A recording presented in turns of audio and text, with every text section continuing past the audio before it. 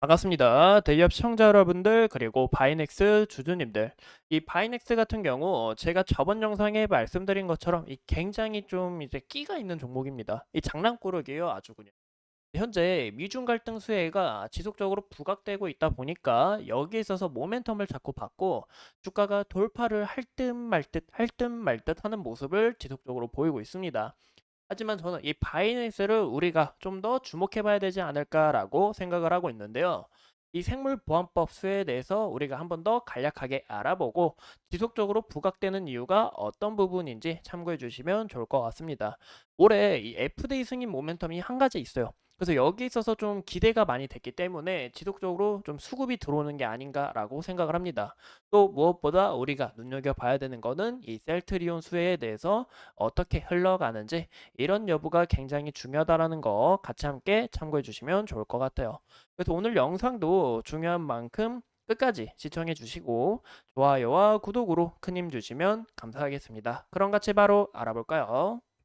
이 금일 이슈가 어떤 이슈가 떴었냐? 이제 바이넥스 관련 이슈가 뜬 건 아니고 현재 이 에스티팜 그리고 차바이오 미중 갈등에 대한 이 생물보안법과 이 바이오 안보 강화로 인해서 여기서 이 반사익 노린다라고 이야기가 나오고 있습니다. 이 바이넥스 또한 최근 주가가 이렇게 상승했던 모멘텀이 미중 갈등 수혜로 인해서 주가가 상승했단 말이에요. 즉 이렇게 같이 테마가 엮여 있다라는 거겠죠. 그래서 이런 이슈가 이 ST팜과 차 바이오에서 부각되다 보니까 현재 이 바이넥스 또한 모멘텀을 받고 주가가 상승했다라는 것을 우리가 볼 수 있겠죠. 그래서 이런 부분에서 이 흐름이 어디까지 이어나갈지 좀 지속적인 관찰이 필요하다라고 말씀을 드리고 싶습니다. 또 무엇보다 이 생물보안법은 이번 한 번만 나온 이슈가 아니에요. 현재 지속적으로 부각이 되고 있는데 그 이유가 현재 미중 갈등 수혜가 점점 더 심화되고 있고 현재 미국과 유럽이 이 중국에 자꾸 관세를 부여하고 있다 보니까 여기서 이 바이오까지 크게 엮이면서 다시 한번 더 점차 부각되는 게 아닌가라고 해석이 되고 있습니다. 무엇보다 이 생물보안법은 현재 기대감이었지만 현재 지속적인 이 관세 부과로 인해서 정말 실질적으로 다가오지 않을까라는 이런 기대감이 형성되고 있다는 것도 참고해 주시면 좋을 것 같아요. 이 무엇보다 우시엠텍과 이제 우시바이오로직스인데 이 두 기업이 이제 죄송합니다. 중국 내에서 이 영향력이 굉장히 큰 바이오 기업입니다. 보시는 것처럼 이 작년만 봐도 우시바이오로직스가 작년에 이 CDM으로서 이 실적 자체가 굉장히 잘 나왔어요. 근데 현재 이 우시바이오로직스가 전로가 하면서 삼성바이오로직스가 그 자리를 대체 준비를 하고 있고 또 우시바이오로직스뿐만이 아니라 이 우시앱텍 자체가 중소형주를 대부분 이 CDM으로 맡았다는 겁니다. 그만큼 이 바이넥스나 이 ST팜 같은 중소형 이 CDMO 기업들이 굉장히 크게 모멘텀을 받고 확장될 수 있다는 것을 꼭 참고해 주시면 좋을 것 같아요. 그래서 제가 이 외신 기사도 좀 간략하게 갖고 왔는데 이 영어 굉장히 복잡하죠. 저도 영어를 이렇게 잘하는 건 아닌데 제가 이 내용을 좀 더 간략하게 해소를 하자면 이제 바이오 시큐어법을 추적하고 있는 5명의 로비스트에 따르면 5월 15일 하원위원회는 미국 생명공학 기업과 이 API를 만드는 중국 기업과 비즈니스를 제한하는 법안을 제정할 계획에 있다라고 이야기가 나오고 있습니다. 목표가 하원이 7월 4일 전까지 법안을 통과시켜서 이 법 자체 패키지에 포함될 수 있도록 하는 게 목표예요. 그래서 7월 4일 전까지 지속적으로 이 모멘텀이 나올 수 있다라는 거고 7월 4일 날 정말 승인이 된다면은 추가적으로 이 확장될 수 있다라는 것도 꼭 참고해 주시면 좋을 것 같습니다.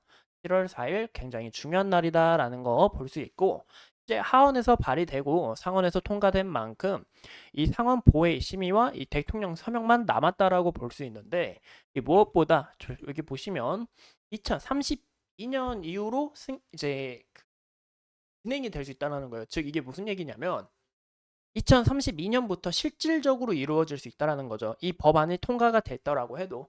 하지만 여기에 있어서는 아직 이제 법안이 통과된 게 아니고 좀 지속적으로 관찰이 필요하기 때문에 어떻게 흘러가는지 이런 기대감에 대해서는 우리가 지속적으로 이용하는 게 맞다고 저는 생각합니다. 그래서 이런 실질적인 내용도 같이 함께 참고해 주셔라 라는 거 봐주시면 좋을 것 같습니다. 현재 이 CD모 캐파 같은 경우 송동 공장 캐파가 약간 이 정도 규모가 되고 오송 공장 큐포도 굉장히 커요. 이 바이넥스가 그렇게 작은 규모가 아니라는 겁니다. 무엇보다 우리가 좀 더 주목을 해야 되는 이유가 이 CDMO 기업이 죄송합니다. 주목해야 되는 이유가 이 셀트리온이 있다고 저는 말씀을 드리고 싶어요. 이 셀트리온하고 엮이면서 이 캐파 자체에 대해서 이제 많이 쓰지를 못합니다. 그 이유가 지속적으로 청소를 해야 되고 약물 쓰다 보니까 이 캐파를 다 쓰는 게 아니고 대략 80% 정도 쓰는데, 이 셀트리온하고 함께 응용이 된다면은 추가적으로 이 캐파조차 높아질 수 있고, 그 이야기가 이제 80%가 아니라 90%까지 이렇게 높아질 수 있고, 여기서 이 마진율도 더 높아질 수 있기 때문에 이런 여부를 우리가 함께 판단하셔야 된다라는 거 봐주시면 좋을 것 같고, 이 송도 공장이 현재 이 FDA CGMP 실사가 진행될 예정이에요. 여기서 진행이 순조롭게 이루어진다 하면은 현재 셀트리온이 이 미국 시장을 크게 돌격하고 있는 만큼 이 바이넥스 또한 추가적으로 수혜를 받을 수 있다라는 것을 볼 수가 있겠죠. 그래서 이런 CGMP 실사 과연 어떻게 되는지 중요하다라고 강조를 드리고 싶습니다. 또 현재 셀트리온 같은 경우 이 요즘 정말 굉장히 대단하다고 저는 느끼고 있어요. 이 진페트라 말고 보여줄 게 더 남았다 하면서 실질적으로 이 임상을 진행하고 있고, 또 회장님이 직접 모험을 뛰면서 굉장히 열심히 하고 있다라고 우리가 크게 받을 수 있는데, 이 셀트리온 자체 뭐 자사주 매입도 끊임없이 하고 있고, 저는 굉장히 좀 큰 기업이라고 생각합니다. 이 주가와 다르게 이 기업 가치로 봤을 때, 그리고 셀트리온이 보시는 것처럼 2025년까지 11개 제품을 만들고 2030년까지는 22개 제품을 만들어서 매출 1조를 우리가 달성하겠다라는 목표가 있습니다. 현재 이 바이넥스가 셀트리온의 이런 물건, 이런 의약품들을 공급받아 만들고 있는 만큼 추가적으로 이 모멘텀이 확장될 수 있다는 것도 우리가 크게 눈여겨보셔라라는 거 참고해 주시면 좋을 것 같아요. 그래서 이상 이 바이넥스에 대해서 간략하게 알아봤고, 우리가 이 차트로 확 넘어가 본다면 현재 바이넥스 같은 경우 굉장히 좋은 모습을 나타내주고 있다라고 이야기를 드렸습니다. 그 이유가 이 구간에서 매물 소화 잘 거치면서 상승 추세로 전환한 신호를 보냈기 때문에 여기서 지속적인 관찰이 필요하다라고 이야기를 드렸죠. 이 최근 주가가 흘러간 모습을 보시면 이 셀트리온과 이 생물보안법 수혜로 인해서 주가가 지속적으로 기대감을 받고 상승했다라는 것을 우리가 알 수 있어요.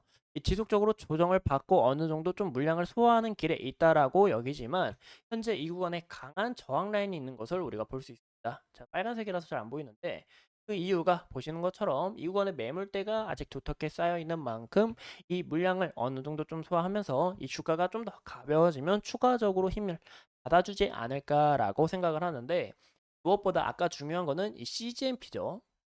이 부분이 정말 실질적으로 이루어지는지 이 여부를 판단하는 게 가장 중요하다라고 볼 수 있어요. 그 이유가 이 부분이 정말 실질적으로 이루어져야 미중 갈등 이 수혜에 있어서 정말 찐수혜가 될 가능성도 높고, 이 셀트리온이 현재 미국 시장을 공략하고 있는 만큼 여기서 모멘텀이 확장될 수 있다는 거죠. 현재 주가도 그런 모습에 있어서 좀 지속적으로 저항을 받고 좀 약간 이렇게 마음이 요동치는 게 아닌가라고 저는 해석을 해보고 싶습니다. 무엇보다 아직 이 상단에 매물대가 남아있는 만큼 좀 소화하는 길에 있다라고도 볼 수 있겠죠.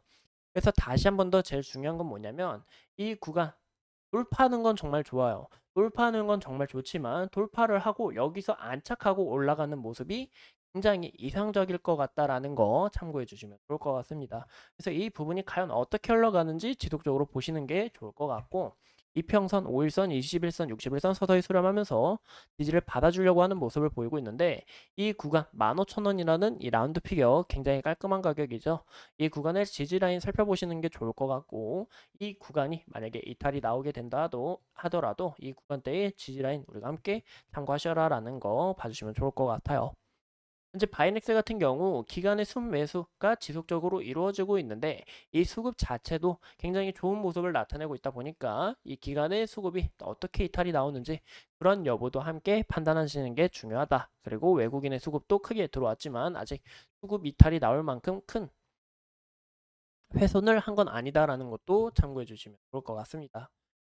이 바이넥스에 대해서 함께 알아봤고, 앞으로 추가적인 이슈 여러분들과 함께 하면서 끝까지 파헤쳐 보도록 하겠습니다. 오늘도 소중한 시간 내서 영상 시청해 주신 점 감사합니다.